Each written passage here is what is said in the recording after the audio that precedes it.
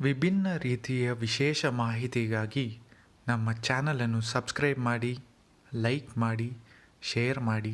ಅಮಾವಾಸ್ಯೆಗಳಲ್ಲಿ ತುಂಬಾ ವಿಶೇಷವಾದ ಪೂಜೆಗಳನ್ನ ಮಾಡ್ಬೋದು. ಅಮಾವಾಸ್ಯೆ ಅಂತಂದ್ರೆ ತುಂಬಾ ಜನ ಎದುರ್ಕೊಳ್ತಾ ಇರ್ತಾರೆ.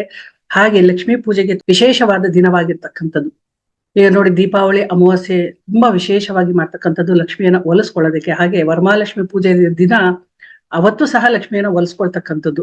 ಅಂಥದ್ದೇ ಒಂದು ದಿನ ಈ ಪುಷ್ಯ ಅಮಾವಾಸ್ಯೆ ಶುಕ್ರವಾರ ಬಂದಿರ್ತಕ್ಕಂಥದ್ದು. ಈ ಶುಕ್ರವಾರದಲ್ಲಿ ಯಾರೆಲ್ಲ ಸೌಭಾಗ್ಯ ಬೇಕು, ಹಾಗೆ ಧನದ ಒಂದು ಸಮೃದ್ಧಿ ಆಗ್ಬೇಕು, ಹಣಕಾಸಿನ ವಿಚಾರದಲ್ಲಿ ಪ್ರಗತಿ ಕಾಣಬೇಕು, ದುಡ್ಡು ನಿರಂತರವಾಗಿ ಬರಬೇಕು ಅನ್ನೋದೆಲ್ಲರೂ ಸಹ ಈ ಪುಷ್ಯ ಮಾಸದ ಅಮಾವಾಸ್ಯೆ ಶುಕ್ರವಾರ ಬಂದಿರ್ತಕ್ಕಂಥದ್ದು ವಿಶೇಷವಾಗಿ ಪೂಜೆಯನ್ನ ಮಾಡ್ಕೊಳ್ತಕ್ಕಂಥದ್ದು. ವಿಶೇಷವಾದ ಈ 2 ದೀಪಗಳಲ್ಲಿ ಒಂದು ದೀಪವನ್ನ ಹಚ್ಚಿ ಪ್ರಾರ್ಥನೆಯನ್ನ ಮಾಡ್ತಕ್ಕಂಥದ್ದು, ಚಕ್ರ ಮುದ್ರೆಯನ್ನ ಮಾಡ್ತಾ ಮ್ಯಾನಿಫೆಸ್ಟ್ ಮಾಡ್ಕೊಳ್ತಕ್ಕಂಥದ್ದು ಸಹ ವಿಶೇಷವಾಗಿರ್ತಕ್ಕಂಥದ್ದು. ಎಲ್ಲರೂ ಮಾಡ್ಕೊಳ್ಬೇಕು.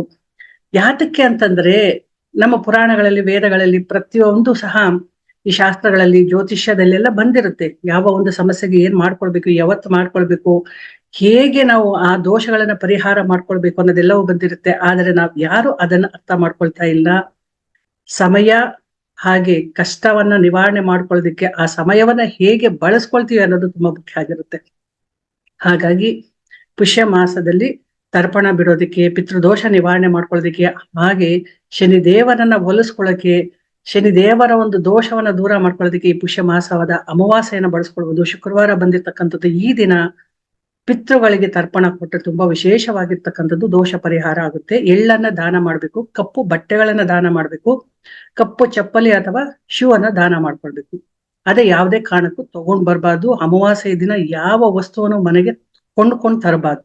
ಶುಭ ಸಂಕೇತಗಳನ್ನು ಕೊಡ್ತಕ್ಕಂಥ ವಸ್ತುಗಳನ್ನು ಯಾವುದನ್ನು ಖರೀದಿ ಮಾಡಬಾರ್ದು. ಇದನ್ನ ಎಲ್ಲರೂ ಅರ್ಥ ಮಾಡ್ಕೊಳ್ಬೇಕು. ಶುಕ್ರವಾರ ಅಲ್ವಾ ಅಂತ ಅನ್ಕೊಂಡ್ಬಿಟ್ಟು ತಗೊಂಡ್ ಬರಬಾರ್ದು. ಶುಕ್ರವಾರ ಕಾಗೆಗಳಿಗೆ ಆಹಾರವನ್ನ, ಕಪ್ಪು ನಾಯಿಗಳಿಗೆ ಆಹಾರವನ್ನ ಹಾಕುದು, ನಿರ್ಗತಿಕರಿಗೆ ಬಟ್ಟೆಯನ್ನ ದಾನ ಮಾಡ್ತಕ್ಕಂಥದ್ದು, ಆಹಾರವನ್ನ ದಾನ ಮಾಡ್ತಕ್ಕಂಥದ್ದು, ನೀರನ್ನ ಕೊಡ್ತಕ್ಕಂಥದ್ದು ವಿಶೇಷವಾಗಿರ್ತಕ್ಕಂಥದ್ದು. ಯಾವುದೇ ಒಂದು ದಾನವನ್ನ ಮಾಡಿದಾಗ ಸ್ವಲ್ಪ ಕಾಣಿಕೆಯನ್ನು ಕೊಟ್ಟು ದಾನ ಮಾಡಿದ್ರೆ ತುಂಬಾ ಫಲ ಬರ್ತಕ್ಕಂಥದ್ದು. ಇನ್ನು ಈ ಶುಕ್ರವಾರ ಅಮಾವಾಸ್ಯೆ ಬಂದಿರೋದ್ರಿಂದ ಸಂಜೆ 7:30 ನಂತರ ಲಕ್ಷ್ಮೀ ದೇವಿಯನ್ನ ಆರಾಧನೆ ಮಾಡ್ಕೊಳ್ಳೋದು ವಿಶೇಷ ಫಲ ಸಿಗ್ತಕ್ಕಂಥದ್ದು. ಯಾವ ರೀತಿ ಅಂತಂದ್ರೆ, 2 ರೀತಿಯ ದೀಪವನ್ನ ಹೇಳ್ತೀವಿ. ಈ ದೀಪಗಳ ವಿಚಾರದಲ್ಲಿ ನಿಮ್ಗೆ ಯಾವ್ದು ಅನುಕೂಲ ಅನ್ಸುತ್ತೋ ಅದನ್ನ ನೀವು ಮಾಡ್ಕೊಳ್ಬಹುದು. ಅಂದ್ರೆ ಒಂದು, ದಾಳಿಂಬೆ ಅಂತಂದ್ರೆ ಮಹಾಲಕ್ಷ್ಮಿ ಅತ್ಯಂತ ಪ್ರೀತಿ ಪಾತ್ರವಾಗಿರ್ತಕ್ಕಂಥದ್ದು. ಲಕ್ಷ್ಮೀ ನಾರಾಯಣನನ್ನ ಪೂಜೆ ಮಾಡ್ಕೊಳ್ತಾ ಕನಕದಾರ ಸ್ತೋತ್ರವನ್ನ ಹೇಳೋದು, ಅಥವಾ ಶ್ರೀನಿವಾಸ ಕವಚವನ್ನ ಹೇಳ್ಕೊಳ್ತಕ್ಕಂಥದ್ದು, ಮಹಾಲಕ್ಷ್ಮಿ ಅಷ್ಟೋತ್ರವನ್ನ ಹೇಳ್ಕೊಳ್ತಕ್ಕಂಥದ್ದು, ಅಥವಾ ಸರಳವಾಗಿ ಲಕ್ಷ್ಮಿ ಅಷ್ಟಕವನ್ನ ಅಥವಾ ಓಂ ಮಹಾಲಕ್ಷ್ಮಿ ನಮಃ ಅಂತ ಹೇಳ್ಕೊಳ್ತಕ್ಕಂಥದ್ದು. ಇನ್ನು ದೀಪಗಳ ವಿಚಾರಕ್ಕೆ ಬಂದ್ರೆ, ಒಂದು ದಾಳಿಂಬೆಯನ್ನ ಅಮ್ಮನವರಿಗೆ ನೈವೇದ್ಯ ಮಾಡ್ಬೇಕು, ಇನ್ನೊಂದು ದಾಳಿಂಬೆಯನ್ನ ಬಿಡಿಸಿ ಆ ಬೀಜಗಳನ್ನ ಬಿಡಿಸ್ಬೇಕು. ಈಗ ನೋಡಿ, ದಾಳಿಂಬೆ ಹಣ್ಣು ಈ ರೀತಿ ಇರುತ್ತಲ್ವಾ, ಇದನ್ನ ನೈವೇದ್ಯ ಮಾಡ್ಬೇಕು. 1 ಅಥವಾ 2 ಮಾಡಬಹುದು. ನಂತರ ಇನ್ನೊಂದು ದಾಳಿಂಬೆ ಹಣ್ಣನ್ನ ತೆಗೆದು ಇದನ್ನ ಬೀಜಗಳನ್ನ ಬಿಡಿಸ್ಕೊಳ್ಬೇಕು. ಬೀಜಗಳನ್ನ ನೀಟಾಗಿ ಬಿಡಿಸ್ಕೊಂಡು ಅದನ್ನು ಒಂದು ತಟ್ಟೆನಲ್ಲಿ ಹಾಕೊಳ್ಬೇಕು. ಮಧ್ಯದಲ್ಲಿ ಒಂದು ಚಿಕ್ಕ ದೀಪವನ್ನ ಇಡ್ಬೇಕು, ತುಪ್ಪವನ್ನ ಹಾಕ್ಬೇಕು ಆ ದೀಪಕ್ಕೆ.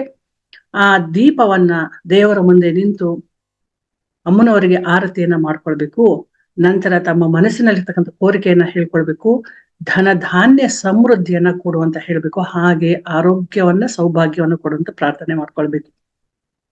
ಸಂತಾನ ಇಲ್ಲದೆ ಇರ್ತಕ್ಕಂಥವ್ರು ಅಥವಾ ಹಣದ ವಿಚಾರದಲ್ಲಿ ತುಂಬಾ ನೊಂದಿರ್ತಕ್ಕಂಥವ್ರು, ಸಂಪಾದನೆ ಇಲ್ಲ ಅಂತ ಹೇಳ್ತಕ್ಕಂಥವ್ರೆಲ್ಲರೂ ಸಹ ಈ ದೀಪ ಆರಾಧನೆ ಮಾಡ್ಕೊಂಡ್ರೆ ತುಂಬಾ ಒಳ್ಳೆ ಫಲವನ್ನು ಕೊಡ್ತಕ್ಕಂಥದ್ದು. ನಿಧಾನವಾಗಿ ಆದ್ರೂ ಸಂಪತ್ತು ಅಥವಾ ಹಣ ಅನ್ನೋದು ಬರಕ್ಕೆ ಶುರು ಆಗ್ತಾ ಇರುತ್ತೆ. ಯಾವ ರೀತಿಯ ಆ ಬೀಜಗಳು ಇರುತ್ತಲ್ಲ ದಾಳಿಂಬೆನಲ್ಲಿ, ಹಾಗೆ ಹಣವೂ ಸಹ ಹರಿದು ಬರ್ತಾ ಇರುತ್ತೆ. ಹಾಗೆ ಸಂತಾನ ಉತ್ಪತ್ತಿಗೂ ಸಹ ಇದು ಕಾರಣ ಆಗಿರುತ್ತೆ. ಸಂತಾನ ಇಲ್ಲ ಅನ್ನೋರೆಲ್ಲರೂ ಸಹ ಇದನ್ನ ಮಾಡ್ಕೊಳ್ಬಹುದು. ಇನ್ನು ಈ ದಾಳಿಂಬೆ ಬೀಜಗಳನ್ನ ಏನ್ ಮಾಡ್ಕೊಳ್ಬೇಕು ಅನ್ನೋದಾದ್ರೆ, ದೀಪ ಜ್ಯೋತಿ ಬೆಳಗಿ ಆದ ನಂತರ ಆ ಬೀಜಗಳನ್ನ ಎಲ್ಲರೂ ಪ್ರಸಾದ ರೂಪದಲ್ಲಿ ಸ್ವೀಕಾರ ಮಾಡ್ಬೇಕು. ಅದರ ಮೊದಲು ಸ್ವಲ್ಪ ಗಿಡದ ಭಾಗದಲ್ಲಿ ಹಾಕ್ಬೇಕಾಗುತ್ತೆ. ಇರುವೆಗಳಿಗೆ ಅಥವಾ ಪಕ್ಷಿಗಳಿಗೆ ತಿನ್ನೋದಕ್ಕೆ ಹಾಕ್ಬೇಕಾಗುತ್ತೆ. ಈ ರೀತಿ ಮಾಡಿ ಮಿಕ್ಕಿದನ್ನ ಮನೆಯವರೆಲ್ಲರೂ ಸಹ ಸ್ವೀಕಾರ ಮಾಡ್ಕೊಳ್ಬೇಕು. ಹಾಗೆ ಇನ್ನೊಂದು ದೀಪವನ್ನ ಹೇಗ್ ಬೆಳಗ್ಬೇಕು ಅನ್ನೋದಾದ್ರೆ, ಸ್ವಲ್ಪ ಅಕ್ಕಿ ಹಿಟ್ಟನ್ನ ತಗೊಂಡು ಅದಕ್ಕೆ ಸಕ್ಕರೆಯನ್ನ ಬೆರೆಸಿ, ಏಲಕ್ಕಿಯನ್ನ ಬೆರೆಸಿ ಅದನ್ನ ಉಂಡೆಯಾಗಿ ಮಾಡಿ ಅದರಿಂದ ದೀಪವನ್ನ ಮಾಡಿ ತುಪ್ಪವನ್ನ ಹಾಕಿ ಮಹಾಲಕ್ಷ್ಮಿ ಮುಂದೆ ದೀಪವನ್ನ ಬೆಳಗಿಸ್ಬೇಕು. ಈ 2ರಲ್ಲಿ ಯಾವ್ದಾದ್ರೂ ಒಂದು ದೀಪವನ್ನ ಯಾರಿಗೆ ಯಾವ್ದು ಸಾಧ್ಯವಾಗುತ್ತೋ ಅದನ್ನ ಹಚ್ಚಿ ಮಹಾಲಕ್ಷ್ಮಿಯ ಒಂದು ಅನುಗ್ರಹವನ್ನ ಪಡಿಬಹುದು.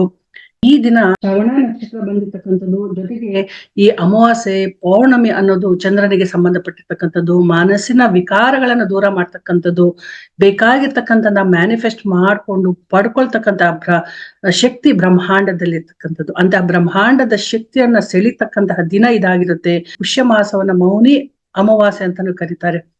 ಈ ದಿನ ಯಾರೆಲ್ಲ ಈ ರೀತಿ ಪೂಜೆಯನ್ನ ಮಾಡ್ಕೊಳ್ತಾರೋ, ದಾಳಿಂಬೆಯನ್ನ ನೈವೇದ್ಯ ಮಾಡ್ತಾರೋ, ದಾಳಿಂಬೆ ಅಂತಂದ್ರೆ ತುಂಬಾ ಇಷ್ಟವಾಗಿರ್ತಕ್ಕಂಥದ್ದು ಮಹಾಲಕ್ಷ್ಮಿಗೆ.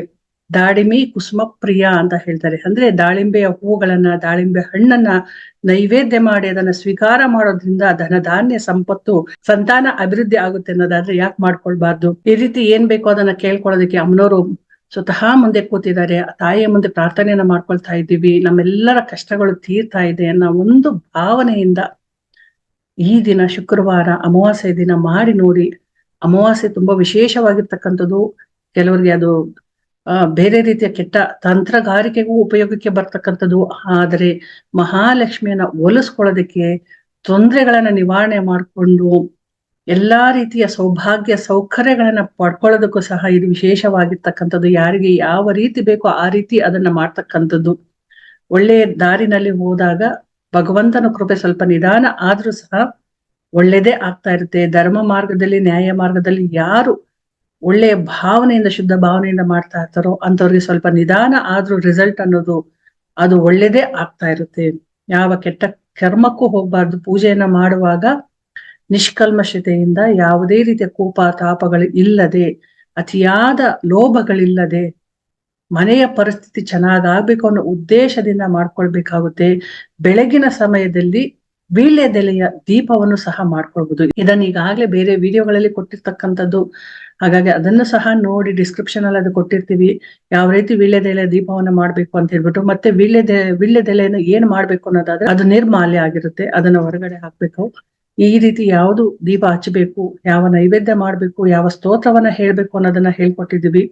ಮತ್ತೆ ಅಮಾವಾಸ್ಯೆ ದಿನ ಸಿಹಿ ಪದಾರ್ಥಗಳನ್ನ ನೈವೇದ್ಯ ಮಾಡೋದು ಸಹ ವಿಶೇಷವಾಗಿರ್ತಕ್ಕಂಥದ್ದು. ಯಾವುದೂ ಆಗ್ಲಿಲ್ವಾ, ಬಾಳೆಹಣ್ಣು, ಕಲ್ಸಕ್ರೆ, ಜೇನುತುಪ್ಪವನ್ನ ನೈವೇದ್ಯ ಮಾಡಿ. ಹಾಗೆ ದುಷ್ಟಶಕ್ತಿಗಳ ಪ್ರಭಾವಕ್ಕೆ ಒಳಗಾಗಬಾರ್ದು, ದೃಷ್ಟಿ ದೋಷಗಳಾಗಬಾರ್ದು, ನೆಗೆಟಿವ್ ಎನರ್ಜಿಗಳು ಬರಬಾರ್ದು ಅನ್ನೋದಾದ್ರೆ ಶ್ರೀ ಲಕ್ಷ್ಮೀ ನರಸಿಂಹ ಸ್ತೋತ್ರವನ್ನ, ದತ್ತಾತ್ರೇಯ ಸ್ತೋತ್ರವನ್ನ, ಶಿವ ಸ್ತೋತ್ರಗಳನ್ನ ಹೇಳ್ಕೊಳ್ಬೇಕಾಗುತ್ತೆ. ಈ ರೀತಿ ಮಾಡೋದ್ರಿಂದ ಯಾರೆಲ್ಲ ಇಂತಹ ಒಂದು ತೊಂದರೆಗೆ ಒಳಗಾಗಿರ್ತಾರೋ ಅವರೆಲ್ಲರಿಗೂ ಸಹ ಬಿಡುಗಡೆ ಪಡಿತಕ್ಕಂತಹ ದಿನ ಆಗಿರುತ್ತೆ. ಹಾಗೆ ದೃಷ್ಟಿಯನ್ನ ತೆಗೆದುಹಾಕೊಂತಕ್ಕಂಥದ್ದು. ಎಷ್ಟೋ ವಿಡಿಯೋಗಳನ್ನ ಇದ್ರ ಬಗ್ಗೆ ಮಾಡಿದೀವಿ. ಅಮಾವಾಸ್ಯೆ ದಿನ ಏನ್ ಮಾಡ್ಕೊಳ್ಬೇಕು ಅನ್ನೋದು, ಅಂತಹ ವಿಡಿಯೋಗಳನ್ನ ನೋಡಿ ಅದರಿಂದ ಸ್ವಲ್ಪ ಸರಳವಾಗಿ ಮನೆಯಲ್ಲಿ ಮಾಡ್ಕೊಂಡು ಅಂತಹ ಕೆಟ್ಟ ಶಕ್ತಿಗಳಿಂದನೂ ಸಹ ಬಿಡುಗಡೆ ಪಡ್ಕೊಳ್ಬಹುದು ಅನ್ನೋ ವಿಚಾರವನ್ನ ಹೇಳ್ತಾ, ಯಾವಾಗ್ಲೂ ಖುಷಿಯಾಗಿರಿ, ಆರಾಮಾಗಿರಿ, ಸಂತೋಷವಾಗಿರಿ, ಒಳ್ಳೆದನ್ನೇ ಕೇಳ್ತಾ ಇರಿ, ಒಳ್ಳೆದನ್ನೇ ಮಾತಾಡ್ತಾ ಇರಿ.